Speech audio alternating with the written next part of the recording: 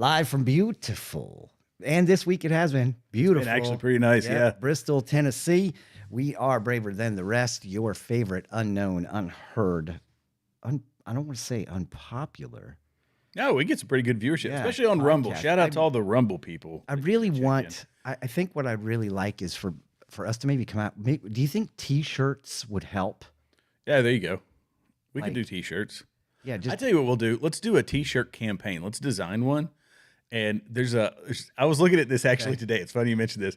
Bonfire and other places. Yeah. Let's do a killer T-shirt, and then for everybody that watches, you buy it, and we'll give like some special access. We'll do like a special closed show or something for people who buy. Yeah, or let them come or call in. Yeah, we'll do call-ins for people who buy T-shirts. Definite call-ins. Yeah. Oh, that'd be. And it's going to be like, that'd be dope. Why'd you buy the shirt? That's why. That's the call-in, right? Hey, Yeah. Well, I bought your shirt. Why'd you buy the shirt? I mean, yeah, that'll be fun. That'll be a fun show. Hey, speaking of fun shows, boy, do we have a lot to talk about tonight.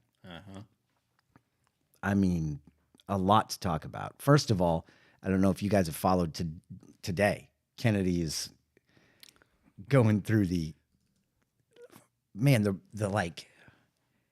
It was so cringeworthy. That's really what it is. I was live streaming earlier on Continue Freedom. I'm gonna give a shout out. Yeah, yes, you were. And continue. Shameless freedom. plugs. Shameless plugs. And there was somebody that said do they not realize? And I'm paraphrasing what he said, but do you not realize how foolish they sound when they make these silly accusations that they think they're proving a point, but they're just making themselves look silly? And that's really true. It's not legitimate questions anymore. It's trying to get a soundbite. So it really becomes it's theater. Pocahontas was the best. Oh gosh, yeah, we'll watch that video. I mean, he is. If there's somebody you're going to pick a fight with, he's not the guy to do it. No. I mean, he's quick. He is quick. But that's been the case with all of Trump's picks. With Hegseth was the same way. Hegseth was super quick. Yeah. And Bondi was the same way. Yep. How about the press secretary? There's another one where you're like, she is. You know what? I think I'm going to just not ask her any questions because she is not Jean-Pierre. That's for sure. Oh gosh, there's memes all over the place of they show Karine Jean-Pierre and then somebody pressing an upgrade button, or clicking the upgrade button, and then it shows her. And it really is. It is like, whoo, this woman is on fire. The whole administration is on fire. Yeah, and yeah, I guess it's the American people spoke, and he's somebody that really believes in trying to fulfill his commitments and his promises. Nobody has ever sat down on Inauguration Day and signed all those executive orders. Yeah, I mean, and not that we're like whooping and hollering about executive orders, because we don't like the one-sided. But most of his executive orders have been undoing what Biden did. So I'm okay if it's either putting it back or you're lifting a regulation, or you're lifting some burden on the taxpayer. Yeah, I'm like you. I'm not okay with him just going in and doing this is what I want to do. Right. That's not okay. But what is okay, what has been happening, what has happened for the past 4 years is Biden's going to do what he wants to do because everybody's going to just say yes. Right. Same thing. Yeah. They're rubber stamping everything. And so he's coming in saying no, and we have a chance to say, yeah, no, we're not doing that. I mean, and the change has been incredibly dramatic. I mean, you watch CNN. I saw Rachel Maddow melting down about how much a flight costs to deport people. Right. Well, he could have done it cheaper. It's $800,000 for them to load up a military plane and fly it. And I'm thinking to myself, we own that. Yeah. Well, and they're like we were talking about before the show. They're flying those planes anyway. Yeah, they got to. Right. They have to. They have to keep up flight hours. And I've got a buddy he's a retired Air Force colonel, and he and his wife both flew. And I need to text him to ask him what the actual operating cost is, because the $800,000, I don't know where that. She probably pulled it out of thin air. Yeah, I mean, they lie constantly, so why not? Sure. Yeah. I mean, the truth is not an important. No. It's not. I mean, how much a necessary feature of their. What is jet fuel now? What is it, like $6 a gallon? No, actually, oddly enough, I follow this guy who sells private jets because it's interesting. He's doing these $60 million plane deals and all this. Okay, and he said it's actually, if you buy a plane in Europe, gas is cheaper. Like their jet fuel is cheaper. Really? Yeah, it's not that expensive. Huh? Which I didn't know. Maybe he was saying it was cheaper compared to the U.S., but either way, I mean, either way, it's like, not overly okay. expensive. So, I can't imagine $800,000 for a flight to Mexico for these, if it's Well, true. and we did the math, and it comes down to like over $5,000 a person if they're flying in a C-17. Yeah. At that point, rent a cruise ship. Yeah. Let them go on a part, Although I would say, as a guy who's deployed before, if you want a cruel and unusual punishment, is palletized seating in a. Let me see if I can find a picture of it. Actually, flying one of those planes. in a C-17. I can't imagine. C-17 palletized seating. It is. Oh man,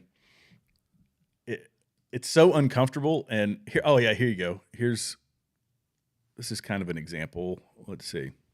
No, those are paratroopers. Well, not paratroopers.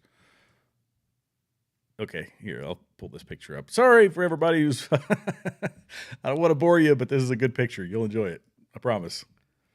Do they have like any kind of in-flight magazines or service on these? Oh yeah, that looks comfy. Yeah, that actually is... I feel like it was wider than that, but I mean, you got a pink neck pillow in the middle. I got the wrong screen set. Let me get the right... There it went. Yeah, that's not terrible. I mean, it's not terrible, but it's not no, great. But it's cramped. I mean, it's tight. It's just pallets that they roll in there and put chairs on pallets, cram people into it. Yeah. Yeah. So I don't know. Yeah, but you're right. They're already flying. What? Might as well throw them on there. Throw some people on there and the criminals and get them out of the country. Yeah. And we can talk about that too in a little while. Him wanting to put them in Gitmo. He's opening up Gitmo for 30,000 prisoners to go to Gitmo, and Cuba's having a fit about it. Yep. But okay, yeah. What are you gonna do? What are you gonna do? What are you gonna do? Now I'm gonna show this meme. Okay. Because we are here in a minute. We can go in whatever order. I think you want to. I think this is a great order. Okay, we can talk about the press secretary first if you want, but I see this magnet every time I hit the work fridge. Don't eat that. I was thinking about it tonight. We're talking about RFK, and I've got a plastic cup, and I wonder what he would say about the microplastics. Oh yeah, forget. I've got an energy drink. He's probably not too pleased with me either right now. No. I will tell you the changes that have happened in just this week with the administration freezing hiring, freezing funding, $50 million taxpayer dollars that was going to go out the door to buy condoms for Gaza. Unbelievable. There's not 50 million people in Gaza. They're going to spend $50 million on condoms. So every man in Gaza gets 7,000 condoms. It's unbelievable. What? Yeah. And they're actually using them as bombs and incendiary devices. Sure. Yeah. What are we doing? And so putting a halt to that stuff. And I don't know if you've got that. I'm sure you do. You've got that clip of her with no notes. Mm-hmm. Let me pull up. Yep, bear with me here. No, she can't keep that up, the no notes thing. I would be interested to see if she does. But if things get dicey enough, they may, I don't know. We'll see. 3,500 arrests ICE has made so far since President Trump came back into office. Can you just tell us the numbers? How many have a criminal record versus those who are just in the country illegally? All of them, because they illegally broke our nation's laws, and therefore they are criminals as far as this administration goes. I know the last administration didn't see it that way, so it's a big culture shift in our nation to view someone who breaks our immigration laws as a criminal, but that's exactly what they are. Just mic drop. Oh, mic dropped it. Just mic dropped it. I mean, she's just a different player altogether, and this administration has a different flavor. And she mic dropped the money piece. That's this one right here. Okay. Here, let me pull that one up. With so little notice, why not give organizations more time to plan for the fact that they are about to lose, in some cases, really crucial federal funding, at least for a period of time? There was notice. It was the executive order that the president signed. There's also a freeze on hiring, as you know, a regulatory freeze, and there's also a freeze on foreign aid. And this is, again, incredibly important to ensure that this administration is taking into consideration how hard the American people are working, and their tax dollars actually matter to this administration. Just during this pause, Doge and OMB have actually found that there was $37 million that was about to go out the door to the World Health Organization, which is an organization, as you all know, that President Trump, with the swipe of his pen in that executive order, is no longer wants the United States to be a part of. So that wouldn't be in line with the president's agenda. Doge and OMB also found that there was about to be 50 million taxpayer dollars that went out the door to fund condoms in Gaza. That is a preposterous waste of taxpayer money. So that's what this pause is focused on, being good stewards of tax dollars. Wow. Good stewards of tax dollars. We haven't heard that. Imagine that. In 80 years. I've never heard that from the government. No, I haven't. There have been some in the past. I mean, that's huge. And she's 27 years old. I bet you she's 27. I bet you she ages 15 years in the next 4 years. No. You don't think so? I don't think so. You know why I don't think so? Because anybody who is that confident, they're winning. and you're right, that anybody who's that confident can let the attacks and the slings and the smears roll off her back. She's like, I'm not worried about it. She's not going to age a day. Yeah. She might come out still looking 27. Yeah, who knows? Who knows? Goodness. But it just seems like win after win after win right now. Yeah. Yeah. It does. I mean, it's just unbelievable the stuff that has happened that, with Kennedy's confirmation today, with Hegseth, with, I mean, you can go on and on. Mark Milley or General Milley, sorry, the accountability. Well, I think he's Mark now because he's retired, isn't he? Yeah. That's Officially right. retired. So, but I mean, you can't make this stuff up. No. And I want to ask, I want to prompt the folks in the comment section, as you all hear something that is oh yeah, I love to see this happening. Just hit us with a thumbs up, hit us with something in the comments. Yeah, because it's important. Yeah. Because we want to know that we're not talking to people that hate us. Right. But I mean, Hegseth gets in and says, you know what? You don't get a security detail anymore. Bam. Yeah. And I can read a little bit of this. So Yeah, go ahead. Pete Hegseth is set to announce. So this article is from the Post Millennial, and it's as of yesterday. So Pete Hegseth is set to announce that he will be immediately pulling the security detail off of retired General Mark Milley in retirement. Milley may be demoted in retirement if an inspector general finds evidence showing he took actions to, quote, undermine the chain of command in the first Trump term. According to Fox News, the newly appointed Secretary of Defense will they restated the first paragraph. A portrait of Milley has already been removed from the Pentagon and was taken down last week within a few hours of Trump taking office. Fox reported that the second portrait will be removed as soon as tonight. So this was yet last night. Milley was when a senior Trump official was asked about why the actions were taking place, the official replied, quote, there is a new era of accountability in the Defense Department under President Trump's leadership, and that's exactly what the American people expect. Milley, quote, shared with me his worries about Trump's mental stability and control of nuclear weapons, Woodward wrote in a different novel. In advance of Trump's inauguration, Biden granted Milley a preemptive pardon. However, upon taking office, Trump fired him along with several other top officials who served under the Biden administration. So, I should have read this paragraph before. Milley was the chairman of the Joint Chiefs from 2019 to 2023 under Biden as well as Trump. Despite serving under the Trump administration, Bob Woodward has written that Milley told him at a reception that he thought Trump was, quote, fascist to the core. So Mark Milley was the one who, if you remember, was the white rage guy. He was one of the key components of DEI in the military. Yeah. But what they're talking about in this article is him going around the president of the United States when he was the chairman of the Joint Chiefs to talk to his counterparts in China, which you could say is a hostile country to the U.S., and while Trump was trying to negotiate both in the public sphere and behind closed doors, Mark Milley was trying to undermine him behind his back because he believes that Trump is fascist to his core. And he's basically a general, a powerful general in an advisory role to the president who bought into the woke mind virus. And as a result, was undermining the president. This is the kind of stuff that you see on Designated Survivor with Keith. Did you ever see with Kiefer Sutherland? Yeah. I've never seen that one. These are the things that you sit back and go, there really are power grabs constantly on the Hill. Yeah. Constantly. Oh, yeah. And it's like Game of Thrones, man. Yeah, it's cutthroat. And And the thing is we, for the past 4 years, we haven't had a commander in chief that had the faculty to be able to identify it, address it, and get it out of the way. And I mean, these, how many, he's firing everybody. Yeah. Oh, You yeah. have to. Yeah.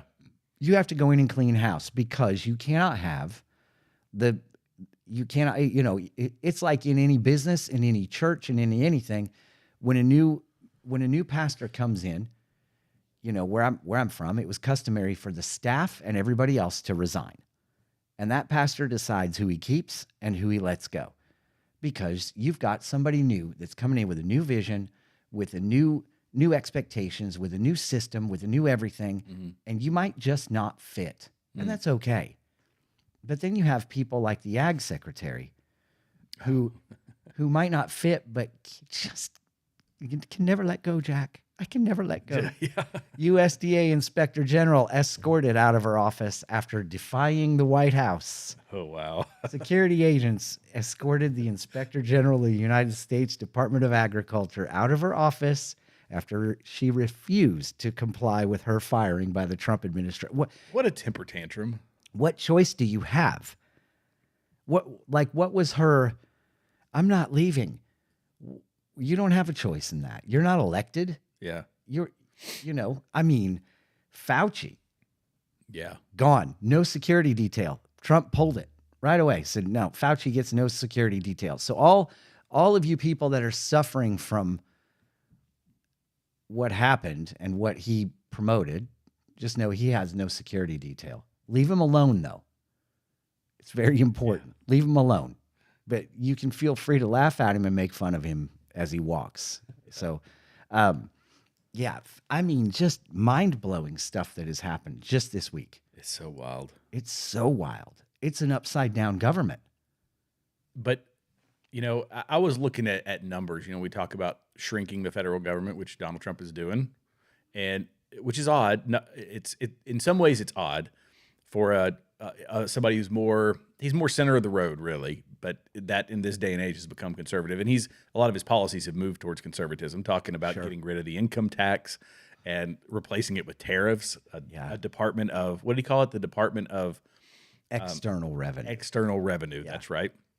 And saying, well, why don't we tax these other countries to enrich our people rather than taxing our people to try to enrich the federal government, which is really what they've been doing. And that's how it was. That's how it started. Mm-hmm. That was the beginning. That was our foundation, right? Yeah. We weren't taxing the individual. Right. No, that's in 1860. Oh boy. So it was during World War II. Or not World War II. During the Civil War. During the Civil War, I was thinking of World War I. Anyway, I had a lot running through my head. I'm looking at George Patton notes here, but. During the Civil War, Lincoln instituted an income tax, but it was temporary. And it was a progressive income tax. It was like 1%, 2%, 3%, on up to help pay for the war. And, then we didn't have one. Everything was tariff-based up to that point, and it was tariff-based really up until 1913. And once 1913 came along, everything went downhill. And they still, we were still getting tariffs, but as soon as we instituted the income tax, that's when spending got out of control. Yeah, you don't want to get away from that. That's money. Yeah. That's a money grab. Yeah. And yet it's a voluntary money grab. Yeah. I mean, I don't understand the verbiage and the language, but apparently it's voluntary. Well, yeah. But it's really not. Here's some interesting stats, though. I'm going to give you a couple more stats here. So the federal income tax, 1913, like I say, is when it went downhill. It only added to, this is when we got once they said you're open to taxing people, we got 1913, the income tax, 1916, the estate tax, the gift tax in 1924, the gas tax in 1932, Social Security tax in 1937. And now there's taxes. The way that a lot of people describe it, and I do too, is you're taxed on your income, you're taxed when you buy something, you're taxed on the gas that you put in the car that you drove to the store to get something. You're taxed on the roads that you're driving home to put it in. You're taxed on the house that you're taking the items to. You paid tax on the refrigerator that you use to put the groceries and the items in. Yeah, everything. And then when you die, they tax half of your money on the house that the house and You own. property that you have already paid taxes on. You spent your entire life accruing. Yeah. Like, yeah. How about we start thinking tariff? Yeah. Tariff's a good idea. Tariff's a Wait, great. You're it's never a going to tax. Great idea. Yeah, you're never going to tax a society into prosperity. No. Yeah. No. And I think seeing him, he's talking about abolishing the income tax altogether. Mm-hmm. He's already said remember that whole, the 80,000 IRS agents armed and everything. He's like, no, we're not doing that. Yeah. 2 million, I think it is. 2 million federal workers have basically received a pink slip. Yeah. 2 million of them have basically received a pink slip to say, hey, you can resign and we'll pay you through September. But I mean, and that's a quick, I'd take it if I were them. that's a quick, coming into this, they were doing a lot of homework before he took office, as far as like, these are totally non-essential things. These are totally a waste of money and a waste of time. And these people are sitting at home working, getting paid 6 figures or mid 5 figures, right? To do nothing.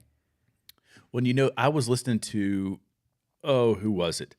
It was some guy in the tech sector, and that guy in the tech sector was saying that a guy, this company, whoever was running this company, said they had a lot of remote employees. It was like half of their employees were remote. And their productivity, the company's productivity just wasn't going the way they thought it was. And he thought, well, we've got everybody online. Everybody's working. We can see their computer is open and that they're, And so what he did was he used their company's software to track the mouse movements of their work computers. It's the computers that they issued to them or gave to them. He started tracking the motions, and the motions had all these similarities. And what they found was these people were using mouse wigglers. And it is a thing that you put on your mouse, and it moves your mouse around the screen, and it's an algorithm that drives it. And so all these people had bought the same mouse, and they found the similarities in the motion, and they realized, okay, None of them are working. nobody's moving their mouse the exact same way on the exact same path over and over again, but our workers are. And or it was something like 30%. I'm making that number up, but it was a huge number. Yeah. Of their remote workers. So they would leave the house. They were off getting margaritas. They were off enjoying their day and collecting a paycheck. Yeah. Working. Yeah. Working. Yep. And so, he demands everybody returns to work, except in certain circumstances, which is correct. There are things you're like, okay, they can't, or, but the government's going back to work. They're going to be in the office. They're going to see each other. It's going back to the way it was. Yeah. And I'm all for it. Oh yeah. I'm all for it. And there's contract work. If you're doing data entry or something like that, it's very easy to track that sort of thing remotely. And they do it, I'm sure, in some cases, they thought it would be a cost-saving measure because you can hire people in low average income. You'll see this on job postings where it's, a government job that is $35,000 to $65,000. You're like, well, that's a huge spread, but it depends on where you are, and they base it on your zip code, similar to what the military does with like a housing allowance, right? They base your housing allowance off of your right. Like it's cheaper to live here than it would be in San Francisco. Right. Like I lived in Hawaii for 3 years, and obviously it's significantly more expensive. Yeah. So they were basing salaries on that. And if you're doing basic data entry, I could see that, or them thinking that would work because it's a metric. Like it's easily trackable. It's easily trackable. Right. But if you're doing some innocuous work, no, you got to go to an office. Sorry. Yeah. It's just how it's got to be. It's how it's got to be. But over and over and over, it just seems like with the stroke of his pen, he's changing the culture of Washington, D.C., whether they like it or not. And I will say this. I believe there is a silent majority that's been there for a long time that is like, whether they can come out and say it or not, they might be Democrats and they might just keep their mouth shut. But, okay, there are only 2 genders. Wow. Just like a breath of fresh air of like, okay, yeah, we're finally not going to support things that don't need government money. One of the things was we talked about it here where they were renovating a gay,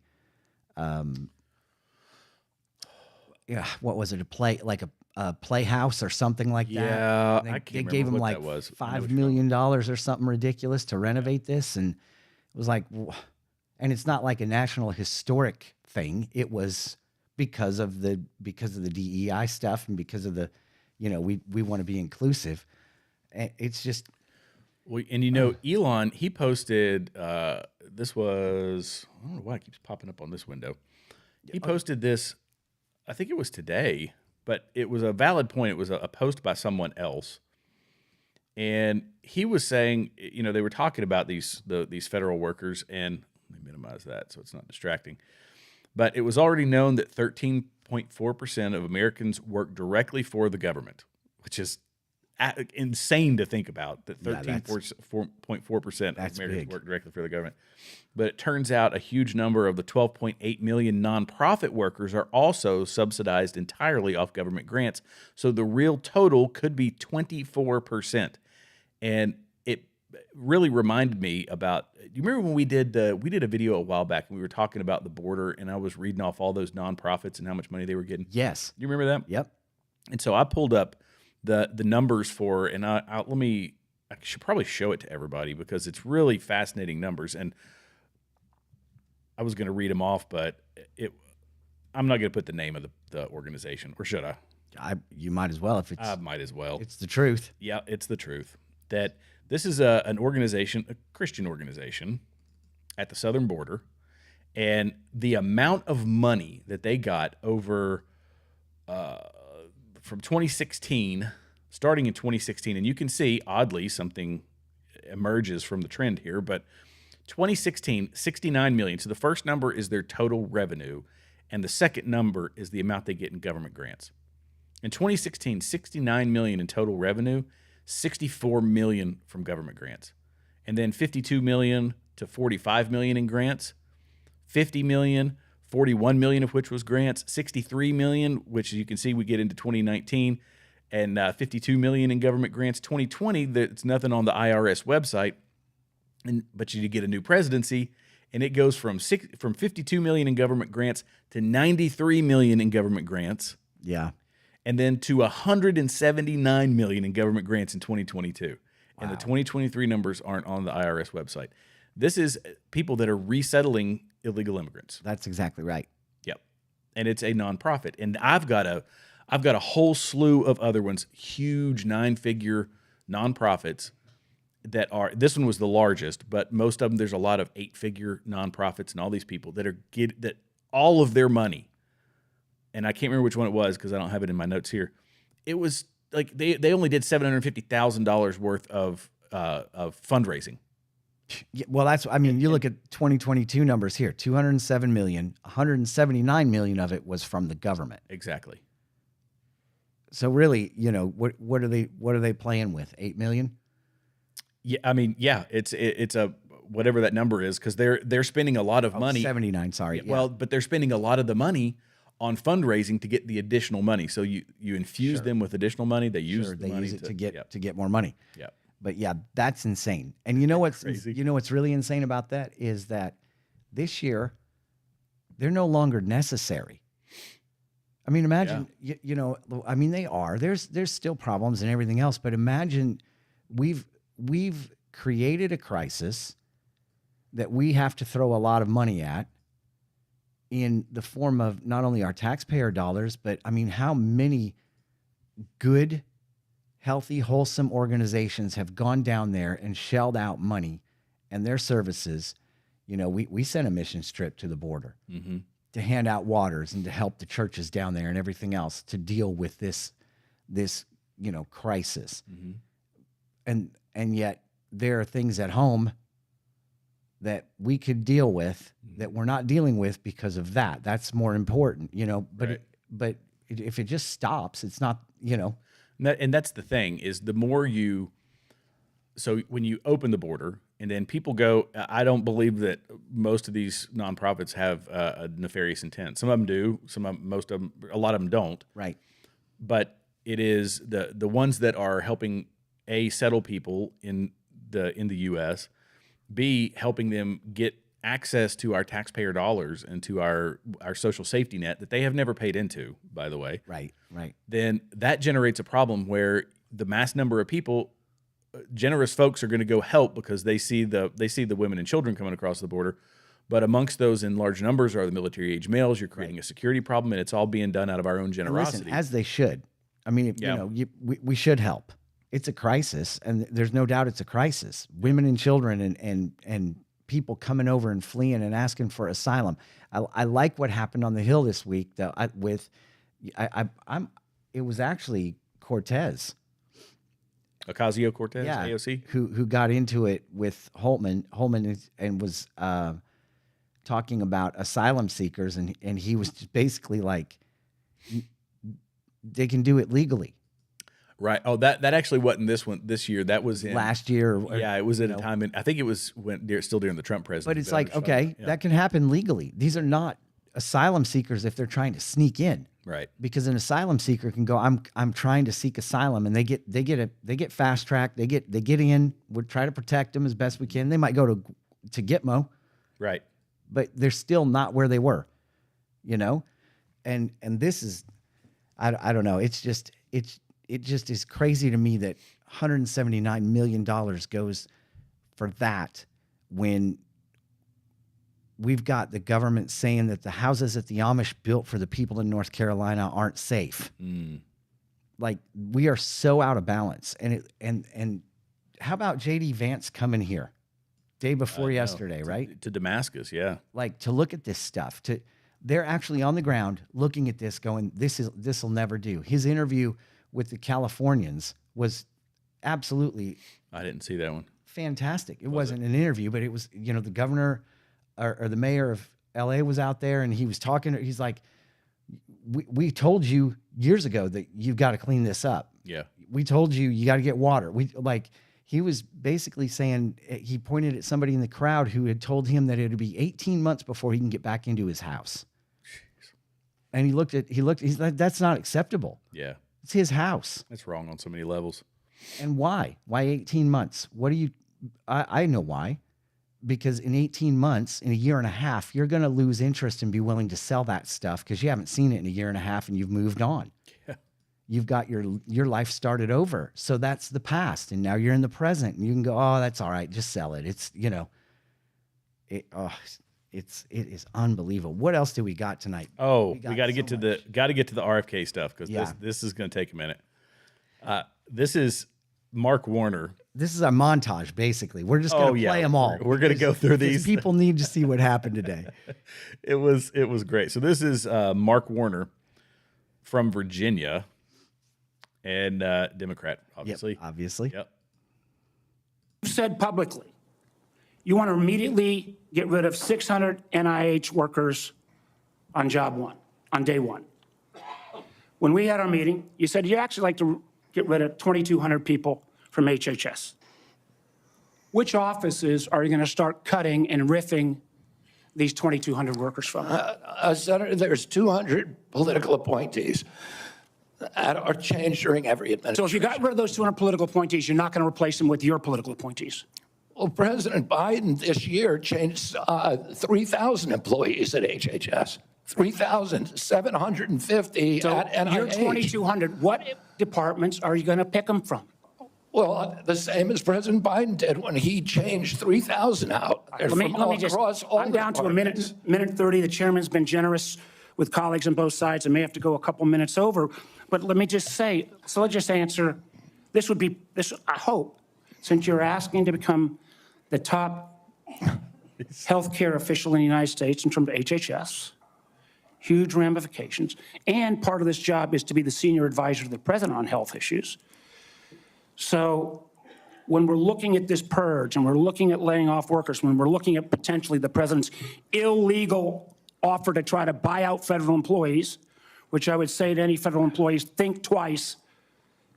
Has this individual in his business world ever fulfilled his contracts or obligations to any workers in the past? Oh, gosh. But if you are in this position, will you pledge that you will not fire federal employees who work on food safety, work on trying to preventing things like salmonella?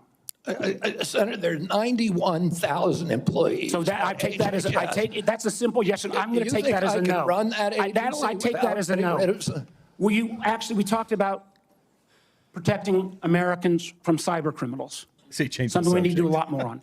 Will you commit not to fire anyone in the health arena who currently works on protecting Americans from cyber attacks in their healthcare files? I will commit to not firing anybody who's doing their job. There you go. Based on your opinion, based upon your opinion, or your political agenda, or Mr. Trump's political agenda? Based upon my opinion. I guess that means a lot of the folks who've had any type of views on vaccines will be out of work. What he's basically saying, don't fire anybody. Will you commit to? Right. Will you 90 tell us? And right I love now? that. They're 91,000. Yeah. They're all doing their part? No. No. No. Absolutely. Let's go to the next one because it just gets better and better. The rabbit hole. Said publicly. Oopsie. The rabbit hole gets deeper and deeper here. Oh, it really does. So First of all, I have a hard time, as does everybody, listening to him talk. It's just, it hurts you. But what he says is just, he's just good. I want to, but everybody needs, y'all need to like look at his facial expressions. He's doing these like under his breath laughs where he's like, what are you kidding me? You know, he's kind of showing that. This is the senator from, let me make sure I get the right one here. Yeah. Nevada. Yep. Yeah, from Nevada. Oh goodness. Why did it do that? It does that. Sometimes it goes to the next thing. Shout out to Elon Musk. Hey, why don't you do something about the video player in X? I have definitely a love-hate relationship with this one. Okay. Trump. So it doesn't matter that you're before us. It could be anybody coming before us as long as they're a rubber stamp for this administration and disregarding your beliefs and what you think. I guess my question to you is, if it really is fundamental to what you believe, how do you live with that? How do you address those issues as you're moving forward? You want me to knowing answer that the it's going to question, harm Senator? Americans? Yeah. You want me to answer the question? No, I'm asking you. Okay. President Trump has asked me to end the chronic disease epidemic and make America healthy again. And I'm So in a is that the unique only reason why position. you're at HHS? Is that the Excuse only me. reason why then you're at the HHS to address that one issue? President Trump has asked me because I'm in a unique position to end that. And that is what I'm doing. And if we don't solve that problem, Senator, all of the other disputes we have about who's paying and whether it's insurance companies, whether it's providers, whether it's HMOs, whether it's patients or families, all of those are moving deck chairs around on the Titanic. Our ship is sinking.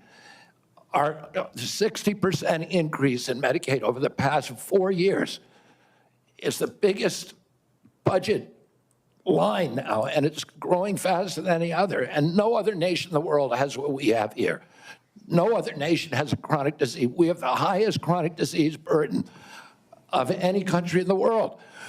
We had, during COVID, we had 16% of the COVID deaths in a country. We only have 4.2% of the world's population. We had a higher death count than any country in the world. And when CDC was asked why, they said it's because Americans are the sickest people on earth. The average person who died from COVID, American, had 3.8 chronic diseases. This is an existential threat economically, to our military, to our health, to our sense of well-being. And it is a priority for President Trump. And that's why he asked me to run the agency. And if I'm privileged to be confirmed, that's exactly what I'll do. And it shut her up. Like, she's like, all right, I'm out. What do you got to say to that? Yeah. What can you say? You can't say anything. No. I mean, yeah, this guy, you know, and it goes back to, I guess we can apply it to our own lives. That you've heard about his prayer that he had for 10 years. Mm-hmm. And he has a checkered past. He used to be addicted to heroin. He was, he's been a mess. He's lived it. He's been a mess. He's gotten healthy. He's changed his life, and he's committed his life to helping other people. And he said he had a prayer, and for 10 years, he prayed every single day, God, give me an opportunity to make Americans healthier. Because it's a passion of his. It's a passion that God put in him after a very unhealthy and dangerous, time in his life. And now he's given him this opportunity. And I think that just him battling through this stuff and handling it so well shows really how God will prepare people in very difficult times for the time that you're called to do what you're actually called to do. That's right. That it might not feel like it in the way. It might be, there's ups and downs, and you might along the way. And that's not to say that he's living a perfect life, because nobody does. Nobody does. Nobody does. But let's just listen. Let me just read some things off. Yeah. 30 years. In 30 years, think this is what's changed. ADHD up 819%. Alzheimer's 299% in 30 years. Autism spectrum disorders up 2,094%. Now, I do want to say this. There is a caveat. It's just like us saying, oh, there's been a rise in earthquakes. Well, has there been, or are we just better at detecting them, right? Yeah. So, but still, bipolar disorder in youth, 10,833%. Good grief. Celiac disease up 1,111%. That's gluten intolerance. Yep. Everybody out there. Chronic fatigue syndrome, 11,000%. Depression, 280%. Diabetes, 305,000%, or 305%. Sorry. Fibromyalgia, 7,272% up. Hypothyroidism, 702% rise in 30 years. Now, here's again, like fibromyalgia. Listen, in the 80s, it was just coming on the scene. Nobody really knew what this was. Nobody knew what was going on, right? Mm-hmm. So there's going to be those spikes in 30 years. I get it. But lupus, 787%. Osteoarthritis, 449% increase. Wow. 30 years. Sleep apnea, 430% increase. Asthma, 412%. Autoimmune disorders, general, 1,600% increase in 30 years. Food allergies in children, 377% increase. Non-alcoholic fatty liver disease. So, you get the disease from alcohol. Yeah. Non-alcoholic fatty liver disease up 535%. Ooh. Tell me again that we're getting better. When you look at your feeds on Instagram and people are saying go back to saturated fats, go back to your fatty oils, go back to bacon, go back to the things that your great grandparents used to eat. We haven't gotten better. We've gotten worse. And he's saying, we're doing it different. Keep going. Cause some of these get just my absolute favorite. If you've got it, is Bernie Sanders. Yes. This one makes me laugh because it doesn't really have to do with anything other than the vaccines. Right. Now we know that Kennedy's not a pro-vax guy. No. Well, he's he is, but he's not. There's vaccines, polio. Okay. Yeah. These that are actual vaccines. Yeah. For it.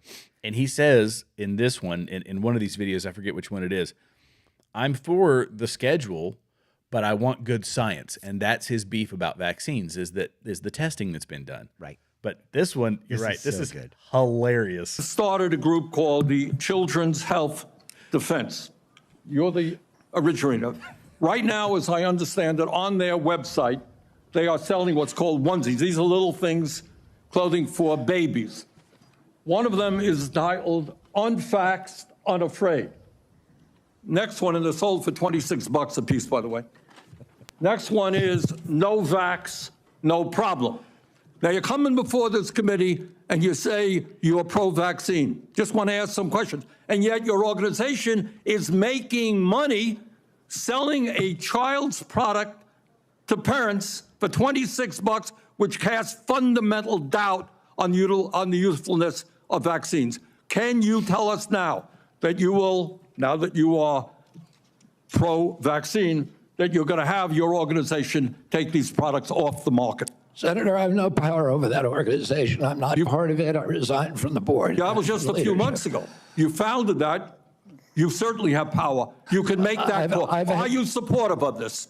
I've had nothing to do with Are you leadership. supportive of these onesies? I'm supportive of vaccines. Are you supportive of this clothing, which is militantly anti-vaccine? I am supportive of vaccines. I will. I want good science, and I want to protect. But you will not tell the organization you founded not to continue it. selling that product. Thank you, Mr. Chairman. So fired up about it. And it's, Are you supportive of these onesies? meanwhile, it's like, all right, you could have got 2 of those onesies for those giant poster boards you had to buy at Walgreens. Your aide is like, oh, I got to find bigger. Do you have bigger poster boards? Oh need my to- goodness. Spend $60 on that color blue. You Yeah. know, I'm like, it's unbelievable what these people are doing. And you know what? What he needed to say was, I'm in support of people's right to choose for their kids. Exactly. That's not my job to mandate that. That's not your job to mandate that. No. If somebody wants to wear a T-shirt that says "unvaxxed and proud," good for them. Yeah, go that's for their it. business. And when they get sick, okay, we'll have to take care of them, or their insurance company will, or whatever. But it's their choice. Yeah. So The next one I want to play is Elizabeth Warren. yeah, this is And, a good one too. He shuts her. So there's 2 from Elizabeth Warren. Let me see if I get there. We'll How play. is she? How did she? That woman speaks, and it's just like she just steps in it all the time. Yeah. She just isn't very good Yeah. at this. Well, and I would want everybody to keep in mind, Bernie Sanders took about $1.5 million from pharmaceutical companies, from my understanding, and Elizabeth Warren has taken several million as well for her campaigns and for her PACs. So this is why they're going hard against him, because he's not a fan and not a friend of the pharmaceutical industry. Right. So this is here I've got plenty of comments on this one. You've said that President Trump asked you to, quote, clean up corruption and conflicts. Sounds great. You've said that you will, quote, slam shut the revolving door between government agencies and the companies they regulate. That also sounds great. So here's an easy question. Will you commit that when you leave this job, you will not accept compensation from a drug company, a medical device company, a hospital system, or a health insurer for at least 4 years, including as a lobbyist or a board member? Can you just repeat the last part of the question? Can I commit You're to not going what? to take money from drug companies in any way, shape, or form. Who? Me? Yes, you. Yeah, I'm You're the happy to one- commit to that. Okay, good. That's what I figured. I said it's an easy question to start with. Why even ask the question? This guy's not going to take money from pharmaceutical companies. But I think what's funny is, and that wasn't the one I meant to play, there's another one where she is, let's see. Let me see if I can find the right one. I'm clicking on it, but it's sending me to the wrong one. Oh, This is what happens when you go live, right? Yeah, no, it's all good. It's Yeah. all good because this was a great day on the Hill for this. It like seeing and listening to some of this while I was working and doing all the things. It was just like they just can't get anything to stick. Yeah. And these people are quick-witted enough and know enough about it to just like, hey, no, it's real simple. Yeah. We've got an agenda. We're coming in to do it. And the American people have mandated, and I think this is the thing, Senator Warren might be forgetting, is that this is what the majority of the American people, this is what we wanted. He won the popular vote. Mm-hmm. No matter where you're from, doesn't matter. If you're in California, he won the popular vote. He might not have in your neck of the woods, but America as a whole has said, you know what? We want to live healthier. We want this. And so for them to do anything against what the American people, it's got to be so tough for them. Yeah. Because you don't want to go like, well, we're not going to confirm him. We got to get him out. They're trying on some things, but I don't think, part of me thinks that for these senators, and for the, folks in Congress, they're less so for the folks in the House is because they have to, they're going back to their hometowns and they're around their people a lot more often than the Senate is, and that's kind of how it was designed. The Senate represents the state, and the House represents the people. The people. Yeah. And these folks, these senators, I feel like have been so insulated that they're just going. It's just a party line decision to make these attacks and slurs, and some of them are ideologues, like Elizabeth Warren. Well, I don't even. She's a partisan. She's not an ideologue, but So the last clip we watched, she was saying, well, you won't take any money from pharmaceutical companies. But she does. But she does Yeah. for her campaigns. Yeah. And they don't have an issue, by the way, with Nikki Haley or with other folks, Lloyd Austin, leaving the military and going to work for the military-industrial complex. Right. That doesn't get any scrutiny, but this is different. And listen to this argument here, that something else he's not allowed to do. I'll comply with all the ethical guidelines. That's not the question. You have said You're asking me, repeatedly, Senator, those you're efforts asking me not to sue pharmaceutical companies. Not. My Yeah, you question are. is stop That's exactly what enriching you're doing. health. Look, no one should be fooled here. As fought that Secretary from- of HHS, Robert Kennedy will have the power to undercut vaccines and vaccine manufacturing across our country. And for all of his talk about follow the science and his promise that he won't interfere with those of us who want to vaccinate his kids, the bottom line is the same. Kennedy can kill off access to vaccines and make millions of dollars while he does it. Kids might die, but Robert Kennedy can keep cashing in. Senator, I support vaccines. I support the childhood schedule. I will do that. The only thing I want is good science, and that's it. How about then say you won't make money off what you do as Secretary of HHS? Clear that Mr. Kennedy has gone through the same Office of Government Ethics process as every single other nominee in the Finance Committee this year and in previous administrations. In addition to listing his assets, including the items that you've identified, he has signed an ethics letter that has been reviewed by the Office of Government Ethics concerning any possible conflict in light of its functions and the nominee's proposed duties. And we have a letter from the Office of Government Ethics that he hasn't complied completely with all applicable laws and regulations governing conflicts of interest. Mr. Chairman, point of information here. Have we had a single nominee come through who's made $2.5 million off suing one of the entities that it would be regulating and plans to keep getting a take of every lawsuit in the future? Have we had that before? I haven't reviewed the past documentation of every other nominee's financial interests, and so no. But I know that every single time we get a nominee, their financial interests are attacked. That's why we have the Office of Government Ethics. That's why they've reviewed everything that's in his record, and that's why he has even, I think, and I don't know that I want to ask him to get into it, but he has listed his assets and has gone through a discussion of the responsibilities under our ethics laws and is complied with all of those requirements. So he can't go and get a job with the pharmaceutical companies because that's a conflict of interest. He can't go back to his job as a lawyer, which is what he's been doing for 30 or 40 years, and go against the pharmaceutical companies. Right. So by that logic, anybody who takes any job in HHS is essentially barred in any way from pharmaceutical companies are off pharmaceutical limits. right. So off it's like limits, totally off limits. you go, but they still don't have a problem with people from the NIH taking kickbacks from the COVID vaccine or from not at all. kickbacks from different research agencies. No, and that woman is one of them. Yeah. And that's the irony. It's a constant, the web that they weave, and they you know, she's not on trial, right? She's not getting sequestered for this hearing. She's not the focus, but all he would have really had to say is, how much did you get from them? Mm-hmm. How much are they paying you to ask me this? Yeah. I mean, because it would totally shift it, right? It would totally set the tone for the room of like, okay, no, I mean, and it's a legitimate question because she's getting paid. She has gotten paid. Mm-hmm. She's got her money, and he's saying, I'm not taking any money from them. And now she's trying to make it so he won't go after them. Yeah. Where, why would you do that?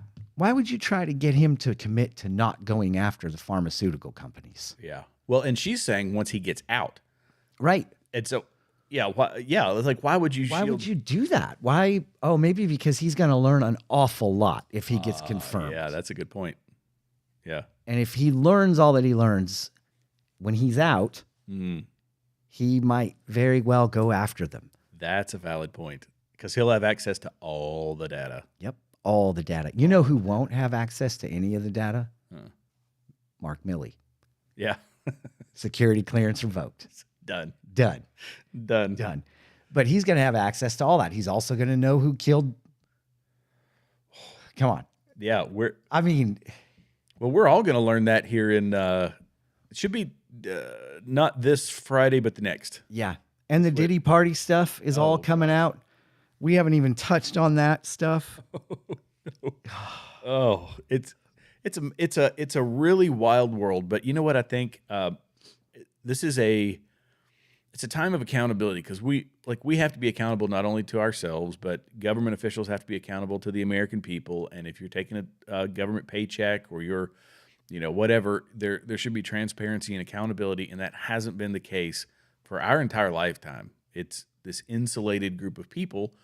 And, it's like the antibody reaction, right? It's the fever. It's the whooping and hollering from the folks in Washington. Yep. About his picks and about, coming out swinging, and he's zinging them in there faster than they can get them. But it reminds me of in the word some accountability in Luke. It talks about how if sins that are covered are going to be uncovered, right? That what these people have done for the past 20 years, 30 years, whatever it is, right? And I do believe that Trump isn't innocent. I think he went into it and kept the same, was trying maybe to keep some status quo or whatever. The same players were still in there, and he didn't realize maybe the nefarious nature of some of those characters and what was going on. And now that he's been on the other side watching, I think he's made a lot of notes and gone like, yeah, this guy's got to go. These guys got to go. Yeah. But as they're going, what they have done is being made public in a sense, right? And it's just a veil being lifted on all this. Totally a veil being lifted on the secrecy of all the things. I mean, we did find out that the drones, by the way, were authorized. Yeah, and so I guess not the enemy, according to the like, do you believe that, by the way? Well, there's a part of me that does because, and it does make a lot of sense that as this phenomenon, hysteria grew around it, people were adding their own drones to the equation to go, like everybody was trying to see what was going on. So you've got what was 50 drones now becomes 600 because everybody's got a drone. Yeah. And so they're all trying to get up and see what's going on. And so it just becomes chaos in the skies. And, do I buy it? Not fully. Because here's my thing.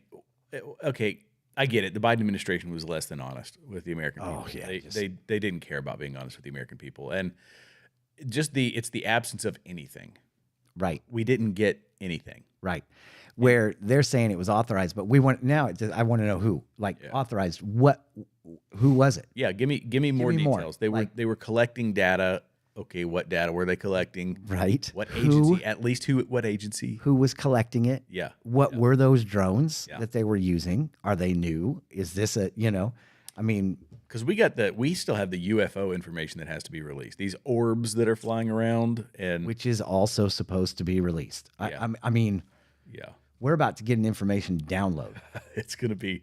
And so far, I will say it this way: so far, he's been good on his promises, and so if this continues, we're gonna have a lot more to talk about next week. Yeah, I mean, we have a lot more to talk about just from today. Oh gosh. Every day is like it's almost like you want a challenge, come up with a show. Yeah. Right now. Stay on topic right now. Yeah. Because everywhere you look is like, wow, this is happening so fast. This is changing so fast. I mean, imagine if he gets rid of the IRS. Imagine if you don't have to pay taxes. What? I mean, what? Yeah. I mean, it's almost too much to think about. It's been sensory overload, and normally, on a typical, news cycle, it's kind of hard to feel an hour. Like, Oh, yeah. when I do like my show, I do like an hour. I try to do an hour, but I get 30 minutes in, and I'm like, I've kind of exhausted anything that's really worthy of talking about. It's like listening to Sean Hannity. It's the same thing. Yeah. You know, and you want variety, and you want to be able to. And in all defense, it's sometimes there's just not a lot going on. Yeah. Slow news cycle. Yeah, that you're knowing about. Yeah. But this is just. This week I have filled 3 1-hour shows with like nonstop, and I'm like, okay, I still didn't get to everything. Yeah. You know? I mean, if you open up your Twitter right now or X. Yeah. Just to see, or Instagram, just see what's going on. And I guarantee it's going to blow your mind. What else is new? You know, like what else is going on? And it's in a good way. That's the thing. Yeah. You know, yes. It's not all bad news. It's really even in the left-wing media, what they were pitching, if you are a conservative or you are a middle of the road to right, type of person, you're like, okay, yeah, you see, I know you're trying to pitch this as a bad thing, but I'm pretty happy about this. Yeah. I'm pretty pleased with this. He stopped $181 million in DEI training. Yeah. $181 million in DEI training. I mean, unbelievable. He stopped, when he froze foreign aid. Did you hear about the former president of Kenya? You probably didn't see this one. Did you see this video? The one who also withdrew from the World Health Organization? No, this is a different one. He's the former president of Kenya, but part of the money that it was going to Kenya, and I don't know anything about this guy politically, but I saw this video and thought, this is common sense, Here, you want to listen to it real quick? Yeah, go for it. People the other day crying, oh, I don't know, Trump has removed money. He said he's not giving us any more money. Watu wanalia. Why are you crying? It's not your government. It's not your country. Right? That's right. That's so true. He has no reason to give you anything. I mean, hey, you don't pay taxes in America. He's appealing to his people. Shauri yenu bana. This is a wake-up call for you to say, okay, what are we going to do to help ourselves? That's right. Instead of crying, tujiulize, what are we going to do? Haya, ametoa hiyo pesa, sasa tutafanya namna gani jameni? What are we going to do? Yeah? To support ourselves. Because nobody is going to continue holding out a hand there to give you. It is time for us to use our resources for the right things. We are the ones who are using them for the wrong things. Yeah. I mean, what words of wisdom. I don't know anything about the guy could have been a tyrant. I don't know. But you can't. People the other day. It always does that. But you can't deny his point. And it's true. So many countries are reliant on us. And, it reminds me of Sudan, South Sudan. My dad has done some mission work in South Sudan. Okay. And there are generations, because they've been expelled from their land, and they come back, and they've been expelled, and they come back, and they've lived their entire lives. Just generations of people have lived their entire life in refugee camps, off of foreign aid, and even when they were in their land, they were so heavily subsidized by food shipments from the U.S. and from other places. They don't even know how to farm their own land anymore. And that's just one example. There's a lot of places where the food shows up, the money shows up, and yeah, you give a man a fish, he eats for a day. You teach him to fish, right?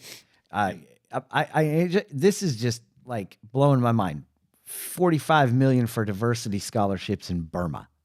Oh gosh! So right there, I mean, I feel like I have that post. Did you send me that post? Just Hamas. You might have. Just the deal with Hamas and the DEI training and this scholarship thing from Burma is almost $300 million that he's saying no. What are we doing? Why are we spending our money there? I mean, I don't know.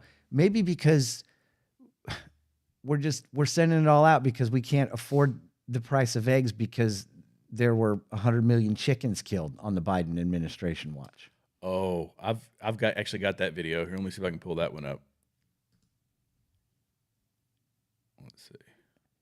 Because of bird flu? No, I don't think so. No. Thanks, Caroline.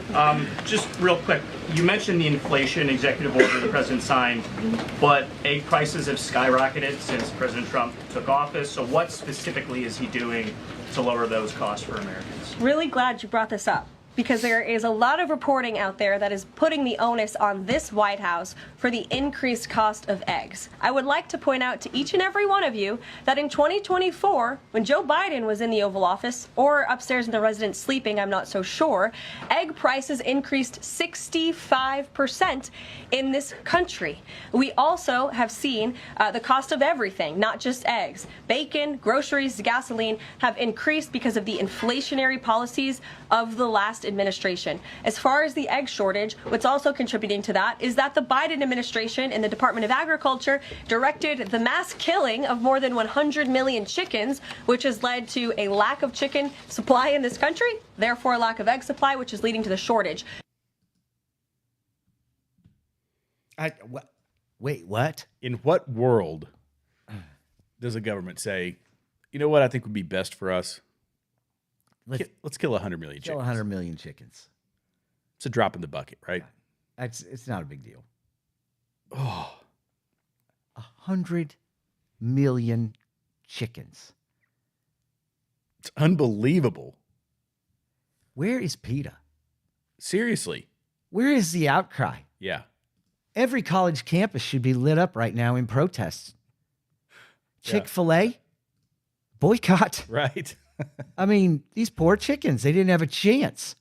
And you've seen how they did it, right? The foam, they use a foam. They just foam them, and they can't breathe and they suffocate. So not only is it cruel and unusual punishment to chickens. That's seriously how they do it? You knock them right out. Wow. They ain't going to waste 100 million bullets. Well, I mean, I guess that's true. And imagine how many swings with an axe that would be. Oh, gosh. You would go through stump after stump after stump, chopping those heads off. Imagine the running. I mean, there's just the running alone after you take the head off of the chickens running around the yard with no head. I mean, that's a fair point, because you got those chickens, they're moving around. Oh yeah, you got to do something. You got to make it as efficient as possible. Enter the foam, and you can pull it up. Foaming chickens. I wonder if there's a video out there of that. Oh, yeah, I'm sure. I've seen it. Ooh. I'm sure there is. Yeah, and this is how they kill them. Foaming chickens. Kind of like human fog. Oh. Like the fog that we all... Yeah, this is what they do. This is how they murder chickens. It's chicken murder. Oh, wow. So, yeah, they basically just foam them to death, and they don't have a chance. Wow. That is jacked up. Look at them. They're like flipping for their lives. There you go. Some of them are. Some of them are like, hey, what's this? Let's go for a swim. No, it's over. It's over. That's messed up. Yep. I mean, it is just a chicken. I'm not... Jared. I'm not one of those guys. How could you? However, I mean, that's pretty efficient way. I'm sure the Chinese came up with that one. Yes, it's very efficient. That's where this is, it looks like. But that's a very efficient way to kill a whole lot of chickens. And that's how they do it. They foam them. And so the Biden administration said, foam 100 million chickens. Why? Because of the bird flu, right? Well, and yeah. I mean, that's what they'll say, the bird flu. It's a bird flu. We got to get rid of them all. Because if one chicken gets it, they all get it, and it's a problem. So we're just going to kill them all and stop the bird flu from spreading. And then drive up the price of eggs and blame it on Trump. And it's Trump's fault. It's a win-win-win for everybody. Can't lose. Good gracious. Can I play this video of Sarah Huckabee Sanders? Oh, yes. I know this is a jump in subject, but oh boy. It is and it isn't, because we're going to talk about this just a little bit. This is great. Number one, she looks great. Oh, she looks fantastic. Yeah. Yeah. She is... let's see. Here we go. This is in Arkansas. We want to give Arkansans a hand up, not a handout, and giving everyone an opportunity to live their best life right here in Arkansas. That's why today I'm announcing that our state will seek a waiver from the Trump administration to let us create a Medicaid work requirement. The requirement is simple. If you want to receive free health care paid for by your fellow taxpayer, able-bodied working-age adults have to work, go to school, volunteer, or be home to take care of their kids. 220,000 able-bodied working age adults in Arkansas receive free health care courtesy of the Arkansas taxpayer. It cost us more than $2.2 billion each year and growing. Of those recipients, estimates show that nearly 90,000 have no job. Most Arkansans work hard to pay for their health insurance, but many of these healthy adults don't work at all and receive it for free. You want it, you got to work for it. I don't know. I remember there was a time in my life, 30 years, 20 years ago, where I was briefly between jobs, and I had the unfortunate experience of unemployment and getting unemployment. And I remember part of the unemployment thing was that you had to apply for work while you were on unemployment or you didn't get unemployment. Right. So this is kind of what she's saying is, no, you're able, you need to be working. So what are the benefits of staying home and doing nothing all day? What are the benefits? Yeah. There are none. Right. I mean, the people that stay home and do nothing all day would probably argue, like, well, no, I mean, I get to watch Yellowstone again. Right. All of it. Right. You know? Yeah. But like, there's something about not working, not doing anything. It's almost like there's no purpose. And I'm not talking about stay-at-home moms, by the way. That's a job. Are you kidding? Right? We want to give Arkansas. I'm talking about just, able-bodied men and women who choose to not work and just do nothing, right? Wouldn't you feel better about yourself if you had something to go to and to do? Yeah. Well, and it's the difference between a safety net, which I have zero problem with, and people they're, like you say, you get between jobs or the safety net's needed. Yeah. I mean, it's great and it serves its purpose, but she's talking about the people that have learned to milk the system. Right. Exactly. Right? Yeah. It's and like George Costanza when he was working as hard as he could to stay on unemployment. So he didn't have to work. And if he had applied himself in the same way to a job, he would have been making tons of money. Yeah, doing great. Yeah. Working for George Steinbrenner. Right. But so what she's saying is basic common, again, here we go. Thanks to the former president of Kenya, basic common sense. Mm-hmm. And it seems to be the trend across the entire administration, right? We're going to have common sense return to America in a lot of capacities where you don't work and you can, then you don't get it. You don't get this, we're not going to give you a handout for you to stay home and do nothing. You've got to at least be looking for work. You've got to at least, and the sad thing is though, a lot of these people are trying to stay on the government dole because they're making more than they would if they go to work. Right. And that's the game that you have to go. I mean, it wasn't that way when I was unemployed. It was like, how are we going to make it? Right. But now it's like, oh, I'm making more money than you are, and I'm not doing anything. Yeah. It's like, this isn't right. We've got this a little backwards, So, yeah, I love Sarah. I love what she's doing in Arkansas. I think this is the right thing to do. Yeah. I think that every state needs to follow that lead and say, you know what? Because states are going bankrupt because can't afford it. Yeah, you're spending billions of dollars, and it's coming out of the federal government, it's coming out of state budgets. Lottie-dottie, everybody is feeling the pinch, but it's all part of the plan. This is all part of the plan. If we can make them dependent on the government, yes, we can control them. Yeah, and so what she's saying is actually very spiritual. In a big way. You don't need the government to take care of you. Right.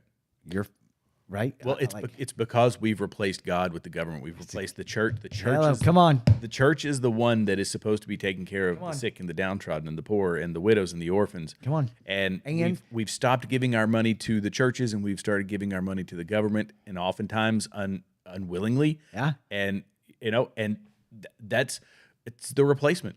That's the real great replacement. Is the money's not going to the places that it needs to be going. So let me ask you this. Yeah. Tithing. Okay.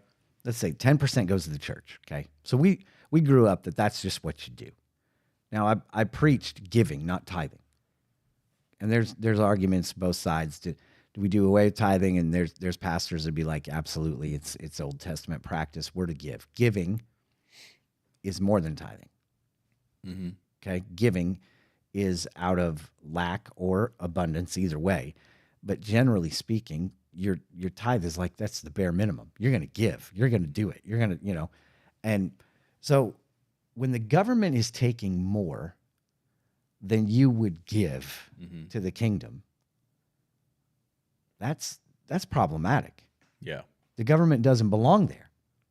Where if you're doing it right, yes, like you said, the church is going to take care of people, right?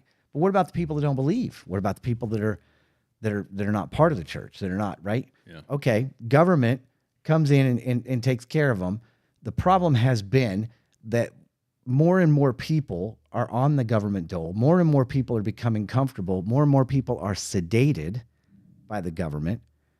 And it's these same people that are sedated by the government who are also a statistic on the increase in depression and disorder and in this and in that. Most of them are medicated. Statistically. Yeah. Yeah. Right?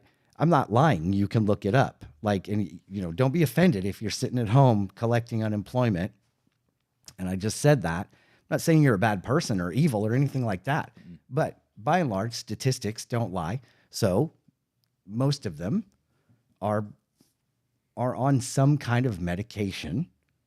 We're not talking about the elderly, Medicaid, Medicare recipients. We're talking about the 31-year-old guy who's playing Xbox and not working, complaining about how he feels depressed and doesn't have a girlfriend, right?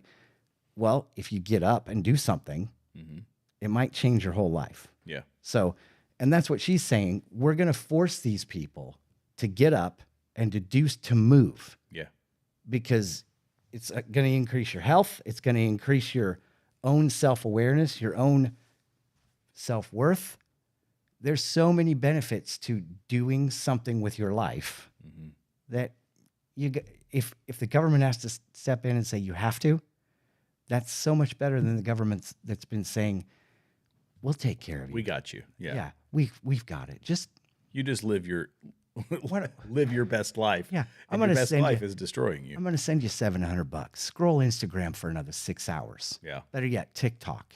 Let the Chinese program you. Yeah. You know what? Socialism is a good thing. I mean, this is where it's all. Yeah, have them holding out on that assistance, even though they're able-bodied workers, until UBI kicks in, and then they'll be they've tried the UBI thing. Yeah. In a couple of places. One place did it was not successful. Didn't work very well. No, it did not work well. And I know they've talked about universal basic income. It's on not now, but it was on the radar with the previous administration and with, obviously the World Economic Forum. Yeah. Where it's like, well, you'll own nothing. And they talk about the useless class of people. That's how they label it. That's not my label. That's their label. Yep. That we will have this useless class of people. What do we do with them? And we'll feed them. And a combination of food, drugs, and entertainment. Yep. Is how they will control those people and keep them happy. And you know where they learn that from? Rome. Yeah. Entertain them. Yeah. Feed them. We're kind of in that now. They'll be happy. Yeah. That's what the NFL is. That's Travis Kelce and Taylor Swift. Yeah, It's the Travis same. Kelce and Taylor It's Swift. the same thing. That's the new Coliseum. It's the same thing. And you know what? It's going to end up the same way. If that's our life and thank God for social media. Yeah. Thank God for platforms like Rumble and these places where the word can get out. We have been lulled to sleep long enough. And what's happening is we've got somebody that's kicking the tires to wake us up and say, you know what, America, get back to work. You know what?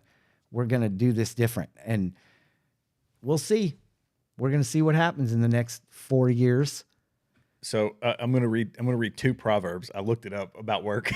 Yeah, go for it. Okay. Whoever works this land will have works land works his land will have plenty of bread, but he who follows worthless pursuits lacks sense. And the soul of the sluggard craves and gets nothing, while the soul of the diligent is richly supplied. Boom. That's pretty good. Yeah. You could live your life out of Proverbs. And that's what my granddaddy used to say. I love it. I love it when people, the Bible says, Bible you don't work, you don't eat. Well, that's, yeah, okay, anyway. Yeah. No, there's so many benefits to going to work. There's so many benefits that I can't stay home. I can't. It wears me out. If I am home, I have to do something because I can't. It's not, and my wife has been like, why can't you just be still? Just be still. Well, I can be still, but not for long. I feel like I've got to do something because doing, I did a sermon on the power of yes. And your yes changes things. No changes nothing. Nothing changes if it's a no. Have you ever thought about this? Like, hey, can you grab me a soda? No. So what changes? You didn't have a soda in the first place, and you're not getting a soda. But if I say yes, not only are you getting a soda, but it's forcing me into action to go get you the soda. So something that simple, something that small changes things. No changes nothing. But every time a yes is uttered, something changes. Give me an example. Give me an example of a time when you can say yes and nothing changes. If you're listening, type it in. Let us know. Yeah. Give me an example of a time where you can say yes to something and nothing changes. I can't think of any. I mean, something as simple as that. My kid, can I have a glass of water? Yes. Okay. Means I got to get him a glass. He's going to fill the glass with water. He's going to drink it. Then I got to clean the glass, right? It changes. It creates motion. Yes always creates motion. Mm-hmm. And what we've got as a culture is a bunch of people who are saying no to doing, and nothing's changing for them. And they sit back wondering why nothing's changing. Why isn't this getting better? Mm-hmm. Why do I feel this way? Well, because you're not saying yes to yourself, to doing something, to getting up. You got to start to, and you got to, and saying yes to the positives, because you can say yes. You can say yes to meth, right? You can say yes to meth, which will change things. It certainly will. I mean, it will. It will change things fast, right? I wasn't going to go to meth, but well, you might as well take the extreme route, right? So everybody gets it. But that's a great point. Yes, you can say yes to meth. So I mean, I guess abortion is one of those where no changes things. Yeah. That's true. Right? Yeah, yeah. You should get an abortion. No. Yes, if you're going in a positive direction, a yes. Yeah, a positive yes changes things. Right, always. A positive. A negative does too. But yeah, so I don't want to dig too deep into the message because then we'll start to ruin it, because it was really good where we were, and then we got into meth. But it's a lot. It's a lot of fun. Next thing you know, you're in it. Anyway, but for all those people, I mean, it's. I think what we're seeing in over and over and over is accountability and motivation. It seems like a genuine concern for the vast public, right? To be healthier, to be more aware, to live their life, and to stop. I mean, who said who? I'll come back to this 1,000 times. Who said you could seed my clouds? Who said that? I did not give you permission to do that.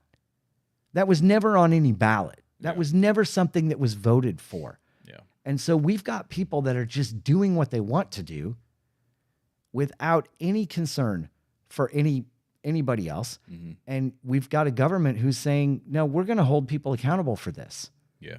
All the way down to, Warren saying you won't go after the drug companies when you're out of here.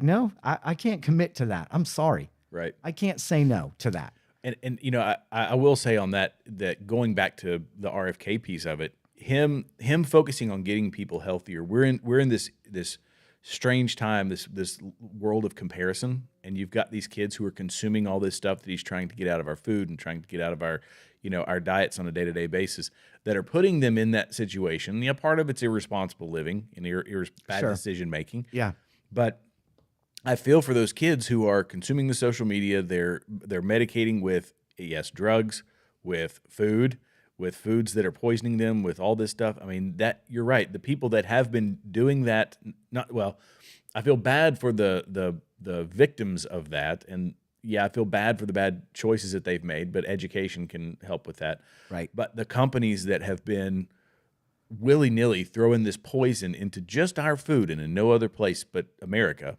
causing this health crisis. I mean, the fact that you've got it's like a self-licking ice cream cone. Yeah, you've got a different fruity pebble in England than you do here. Right. But the job market, he said it has impacts on our military. It has impacts on our business. It has impacts on the job market. So many things, because chronically ill people can't be efficient when they work. Right. And or can't work at all. Right. And yeah, it's just this it's a self-licking ice cream cone. And I loved that he said it. He used their verbiage on them. It's an existential threat. Yeah. Yeah. Like which is what they say about Trump. Right. That's actually an existential threat. It is. It's an actual existential threat. And it might have taken 20 years for us to get here, but now here we are, where we gave you the numbers and the percentage of increase in all these different diseases over the past 30 years, where you sit back and go, what's the change? What has happened over 30 years that would make us so much sicker? Well, red dye number 40. Right? I mean, the plastics. Yellow 5. Yeah, the plastics. Like all the different chemicals that are in everything that we eat and everything that we drink, that you sit back and go, wow. I mean, and yet they're trying. It's all about making food more addictive, so that we want more of it because it's profits. And I just can't wait for broccoli cereal, because that's what's coming. Have fun giving that one to your kids. They're broccolios. Like, Dad, this doesn't look like. This doesn't look like what I was looking at. Apple Jacks. Yeah, which was my favorite, by the way. Every immigrant coming to America is going to get a free bowl of broccolios, and then they'll turn around and leave. Like, this is what we eat now, right? Sit in the land of milk and honey. This is broccolios and kale chips, right? Get after it. I read Frosted Flakes is terrible for you.